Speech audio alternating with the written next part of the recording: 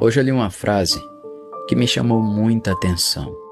Ela dizia assim: quem tem coragem de fazer o bem tem que ter sabedoria para suportar a ingratidão. Aprender que nem todo mundo tem o mesmo coração que você é um dos passos para aprender a evitar a frustração. Faça o bem sem esperar nada em troca, porque a sua recompensa não vem da pessoa, vem de Deus.